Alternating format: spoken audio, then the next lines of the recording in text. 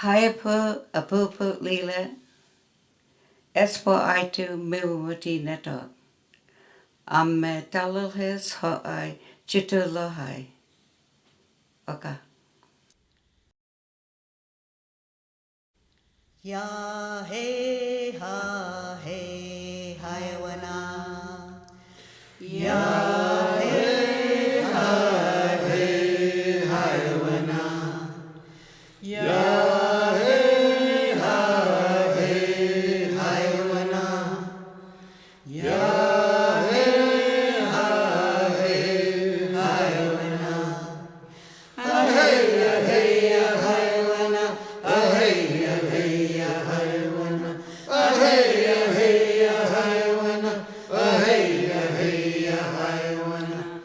Ya hey ha hey haywana. Well, this is the land where my ancestors started their families with our Southern Miwuk Tribe. At one time, there was approximately 9,000 Miwok in the valley here that made this their home.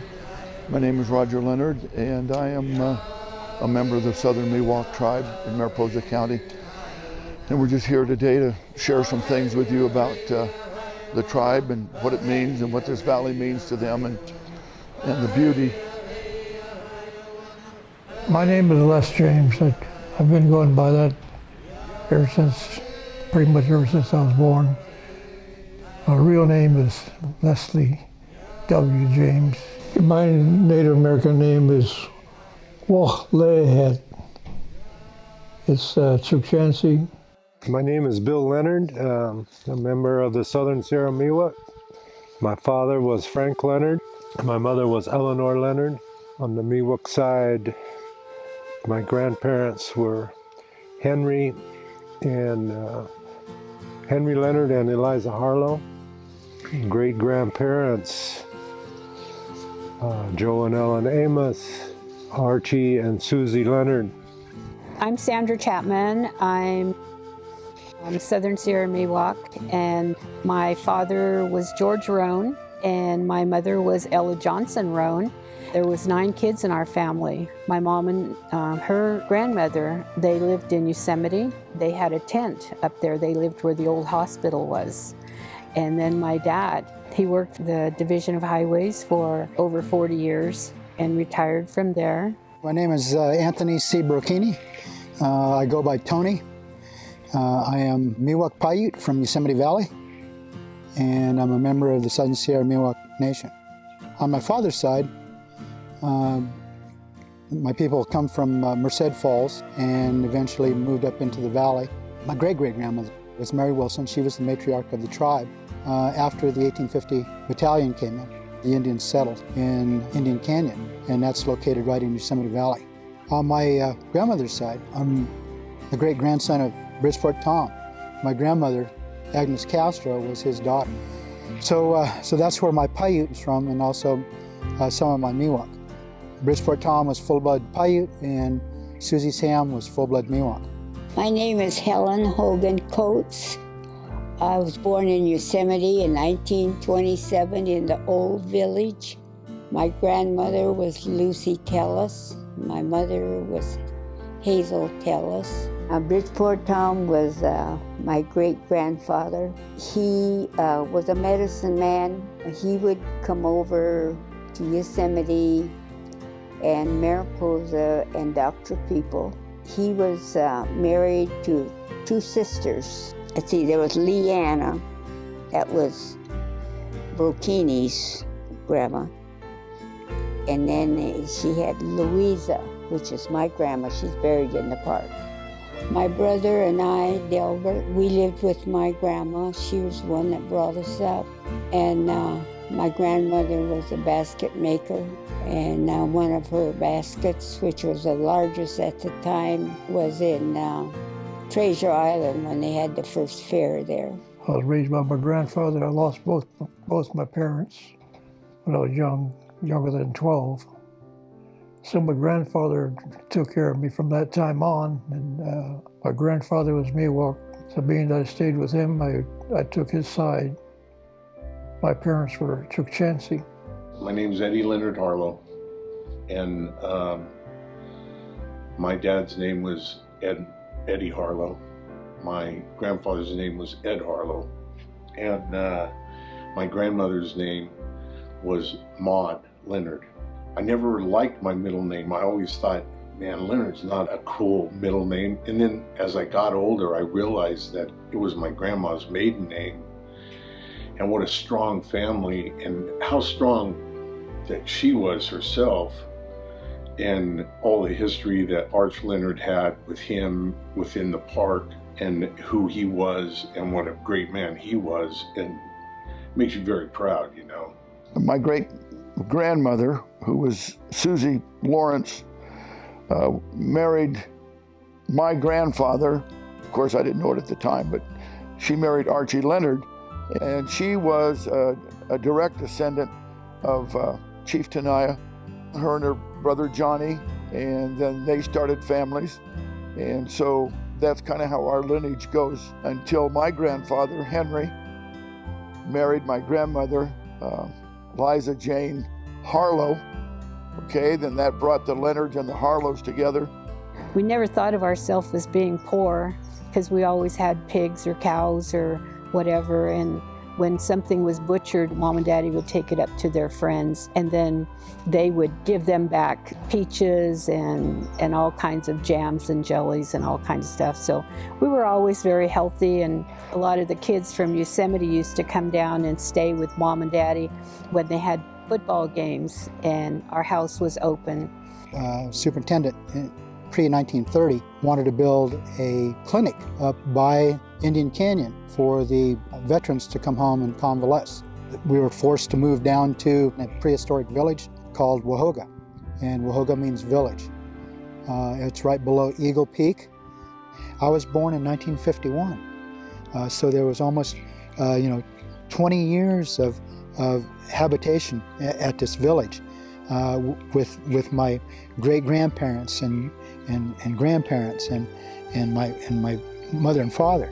Everybody would cook their acorn there, and they used to play basketball, and they used to live in that village, and we used to climb all over the rocks, and we used to just run free, and it was a very good feeling. While we were living in Yosemite, we had 15 families there. October would come around, we'd have a harvest feast, and all of us would bring food, and my grandma always made the acorn. So we would all have that for the end of the summer. I remember that so well, that we all got together. Phoebe, she would make a big mulligan stew. I remember that so well. I remember when I was 4 or 5, all the women and men left for their jobs in the morning, and all the kids were still there. We weren't old enough to go to school yet. They left a couple young women in charge of us there. They didn't take charge very well because we were like everywhere. I was about 5 years old, and we decided to go to the bottom of Yosemite Falls. So we were all climbing through the rocks in there. I mean, we're like 5 years old. If I had a 5-year-old son or grandson these days, I wouldn't want him climbing around that area. But we were unsupervised. It was getting late in the afternoon, and all of a sudden we heard this behind us, and this growling. And we looked behind us, and it was a big bear. 5 of us, we lit out. We just broke out into full run. We finally got to the village, and unbeknownst to us, the rangers were looking for us. Our mothers and fathers were looking for us all day. I remember my dad grabbing me by the arm, and he was spanking me on the bottom, and I was like a pendulum going down there. And the matriarchs of the tribe decided, how can we contain these kids? And 5 of us got to wear our sisters' dresses. I still remember the dress I wore. It was a little yellow dress with brown pansies on it. So they put that dress on me right away, and they kept us in there. None of us came out of the house for a week. I think I spent most of my time underneath the bed and just coming out for meals and going to the bathroom. That was about it. My ancestors lived in the park in the summertime. Wintertime, they moved in the valley near El Portel. Greeley Hill, Calderville in that area, and Mariposa. And we shared with a lot of, with the other local tribes here, the Chipshansies. Around this area, there's a lot of the grinding stones where the acorn was ground for food. And at one time, there were thousands of Miwok people that lived right here. You can see where they were. There's springs, there's creeks, plenty of water, plenty of food. We're much more than one place. With our Miwok tribe and our ancestors that are part of this valley that lived here hundreds and hundreds of years before the Europeans came and the miners came. Once the gold was struck in Mariposa County and Agua Fria, things changed. There was sickness, disease were brought in and so forth, and wiped out a lot of our members and families. Our school kids don't have any idea what happened to the Native American people of this country. They don't have a clue. You know, I was wearing a shirt a while ago that said, "Don't feed the pilgrims." And they were like, "Why wouldn't you feed the pilgrims?" I said, "Well, everything went downhill since then. You know that, right?" We had problems with our indigenous people and the miners, and things got out of hand. There wasn't a lot of law to speak of. And so therefore, there were some deaths. And of course, when that happened, and then you have troops move in, and then the governor of California brought in a battalion and wanted to move us out of the valley itself forever, and put us on an area, a reservation, a little bit south of Oakhurst. They go to Yosemite and they see this beautiful place, and they look at it and they see pictures of the natives, and they're like, "Oh wow, natives were here at one time." And what they don't realize is we didn't leave because we wanted to leave. We were murdered out of Yosemite. We were murdered out of Yosemite. There's no other way to say it. And to this day, it's not acknowledged. Fresno B did a piece a bunch of years ago, it might be like 5 years ago now, 4 years ago. They did a piece, and it was a 2-part story, and man, they got into it and they laid it out there, and they told stories that had never been told before.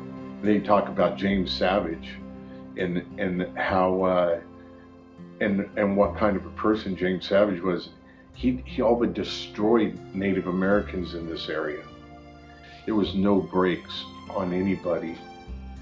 We started moving down that way, and then a number in the tribe decided that they didn't want to move down there, and then they came back in, and then the soldiers came back in and made sure that they were gone, and they took them out.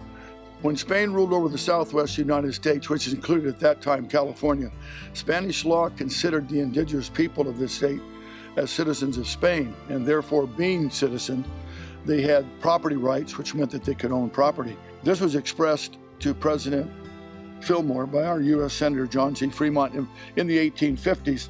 What he said to Fillmore was the fact that this issue needed to be addressed by our U.S. government. President Fillmore appointed 3 commissioners. They came out to California and they signed 18 different treaties. They called them Friendship and Peace. And they were signed by the California Indian tribes. And the object was to get each tribe to relinquish their rights to their traditional lands in exchange for a reservation. A lot of the chiefs had family members sign that treaty. It's hard to determine who your ancestor was because they signed in their Indian names. There were 18 treaties that included the Treaty of Camp Fremont and Camp Barber treaties. Even though the treaties were authorized by the United States Senate, the treaties at that point were never ratified. They were never brought before the Senate and explained and voted on. And instead, they imposed what they call an injunction of secrecy. So, in other words, it was put to bed or put where it wasn't going to be found. The treaties were finally located 1901 in the archives of the Senate.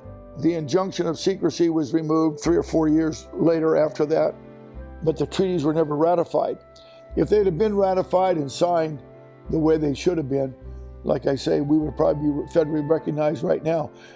The Native Americans were not considered citizens until 1924, after World War I, after many of our relatives and natives across the country went to fight in World War I, volunteered to go. My grandma's brother, my great-uncle Eddie Harlow, fought in World War I. They couldn't have been drafted because they weren't citizens. So they all volunteered, and that's clear across the country, from West Coast here to the East Coast, North and South. You know, all the natives that have defended this country. You know, we'd had enough invasions. After 1930, after the 15 housing structures were built in Wahoga, everybody was moved down to the village, and we were charged $5 a month by the Park Service to actually live there. That gave them the right to come in and inspect. They gave us a contract that said 7 acres for 7 acres. In the meantime, our contract was lost because our old people died, and when they died, they burned a lot of their things.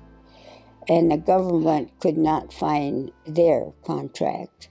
Over a period of time, the people learned to work for the Park Service or concessionaire, and that's what the government was hoping for, that we would be assimilated into the culture.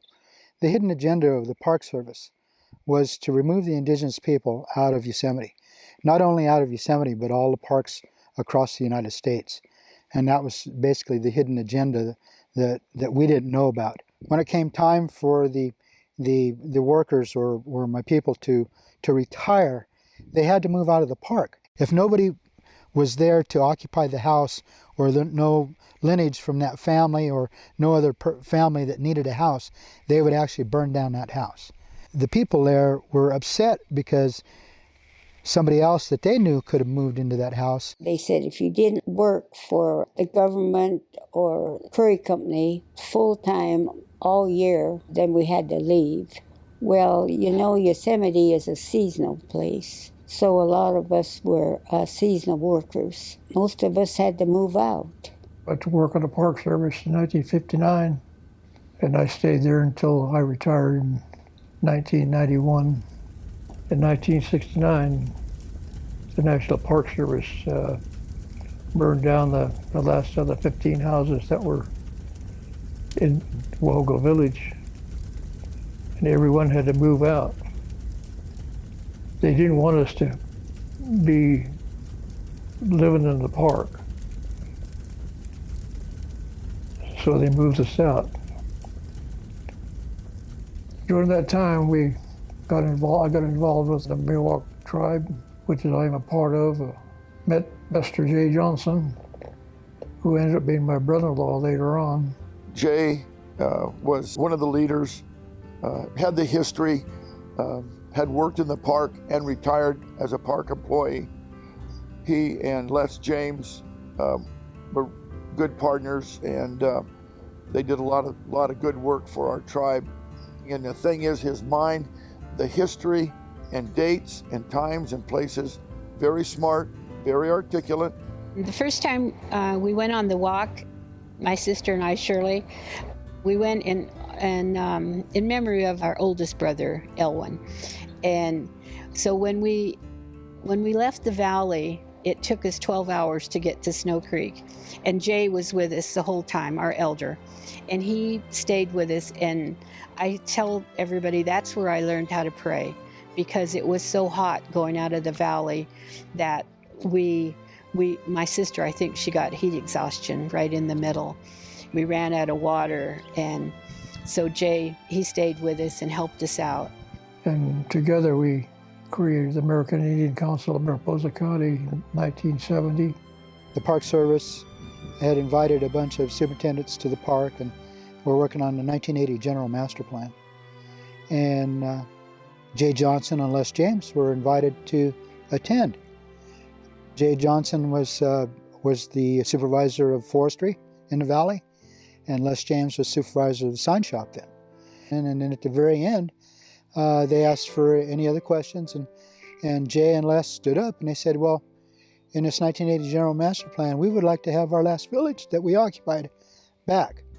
They couldn't believe what they were hearing, that the two Indian men up here were asking for the last village they occupied in Yosemite Valley, which was the last stronghold that we ever had. They decided to put the Indian Cultural Center into the 1980 General Master Plan, which would allow the native people of Yosemite to teach their kids and their people the spiritual, traditional, and cultural ways of Yosemite, but also teach the visitor, which was real significant because that was part of the reason why the Indian Cultural Center is there now, which is now called Wahoga, but it was to benefit the visitor and the people.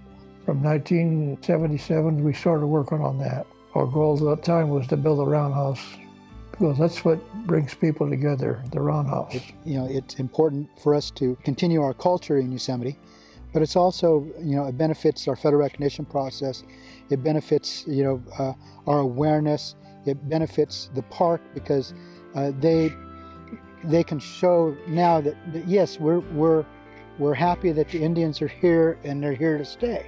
From 1977, it was working on putting the tribe together and get to be federally recognized. We filed our first petition in 1981, 82 with the National Park Service with the Federal Bureau of Acknowledgement. We chose the Miwok Tribe, Southern Sierra Miwuk Nation. That is the right to self-determination. It says you are a tribe, you are a people, have land in trust, housing for our people, take care of our elders. We can get our children to colleges, universities, education. We would take over our maybe the existing health and dental that we have here from the MAC board, or build our own facilities. That would be one of the first priorities, to make sure that all our people are taken care of, their health's taken care of and their dental's taken care of. And a lot of people talk about, well, we'll go live in Yosemite. Well, that's really not possible at this day and age. I know some people have said, yeah, if you became recognized, you could put a casino up there. There's no way that would ever be in our criteria to do that. When we say economic development, people have a tendency just to move directly to a casino. But economic development means different things. It could be franchises. It could be solar panels on land. It could be generating electricity. And it's stuff like that. That's economic development. We go there and we have our ceremonies, and that's a good thing. And we can visit there. But we need to have other lands that we can occupy to provide for our people. There's 7 steps that you have to answer. It's no longer the Bureau of Indian Despair. Even the name's intimidating. They call it OFA, the Office of Federal Acknowledgement. It's like some bureaucrat sits somewhere behind a desk and he's the guy that points his finger to a piece of paper and says, you're an Indian and you're not an Indian. And neither are all you guys over here. And we really don't want to recognize any more Indians. So we're just going to say all of you aren't Indians anymore. That was one of the reasons we created the American Indian Council of Mariposa Counties, is because we needed a voice. Before that, there was not any kind of an organized group that you would call a group that had a voice. There were people that were there, but there was no voice. There's 7 criteria that they have to deal with, and at present time they had stopped us on the first criteria. Now, this isn't really normal, I don't think. As far as recognition is, I think they'll keep putting us off. So we hear some tribes being recognized today. Many of them are neighbors here. They were just reinstated because they were terminated in the 1950s. Court case of Tilly Hardwick. The law says that was illegal to terminate these tribes. So it's taken this long for them to be reinstated. There's been one tribe in California since this process started that's been recognized through this process. Too many family members gone, and never having this, never knowing whether whether we ever got recognized or not. Thinking next year we're going to find out that this is who we are, and these tribal numbers that we've had all this time are, my grandmother and my grandfather's tribal numbers were 038 and 039. And mine's 720. I don't know that we'll ever. I'm 58 years old. This started in 82. In 82, you know how old I was, man? I was just old enough to go and drink in a bar. And now all these years later, we're no closer. 37 years later, and we just get hustled around. We're just one thing right after the other. Our tribe has worked and tried to meet all of the requirements that have been put in front of us by the federal government in regards to being a federally recognized tribe. Sometimes we wonder why we keep struggling. Sometimes we feel like, man, I don't know if I can do this anymore. So then I remember my grandparents and all those before. I'm just seeking some justice for them, for the things that they suffered through in their time. Oh, grandfather who gives us life, I thank you for giving me the strength to go on the walk. And I thank you for standing by me in my time of sorrow and grief, and who lets me cry without shame, to get rid of my pain, and who has made me proud to be an Indian. I thank you for the leaders. They give us their knowledge, their wisdom, and they show us patience, and they teach us patience. I thank Mother Earth for letting us see her beauty, from the tall trees to the wild strawberries we tasted. I thank you, Creator, for giving me my spirit to be with my old friends and making new ones on the trail. Grandfather, I thank the people who cook for us, for without their prayer for the healthy food, we would be without nourishment. And Grandfather, I thank you for the children who walk, for without them to teach and learn, our heritage would be lost. Keep their spirits high and let them be proud of their heritage. And Grandfather, I thank you that I am an Indian woman who can now see beyond today. We haven't left. We're still around. I'm still here. We're still here. We're still doing our ceremonies. Yes, we don't live in the park anymore, but we got our village back, and we won't be able to live there, but we'll be able to carry on our ceremonies and teach our youth about the Miwok way, so they can continue that same culture, the heritage that we did. We did. I'm proud to be a Miwok Indian. I'm proud to be Miwok. And I'm proud to be Paiute Miwok. I'm proud to be Miwok. Proud to be a Miwok. I'm proud to be a Miwok Indian. Proud to be Miwok. I'm proud to be a Miwok. Proud to be a Miwok. I'm proud to be Miwok. Proud to be Miwok. Proud to be a Miwok Indian. Proud to be a Miwok. Proud to be a Miwok. I'm proud to be Miwok. I'm proud to be Miwok. Proud to be a Miwok. Proud to be a Miwok. I'm proud to be a Miwok. I'm proud to be Miwok. I'm proud to be Miwok. I'm proud to be Miwok. I'm proud to be Miwok. We're proud to be Miwok. I'm proud to be a Miwok Indian. I'm proud to be a Miwok. I'm proud to be Miwok.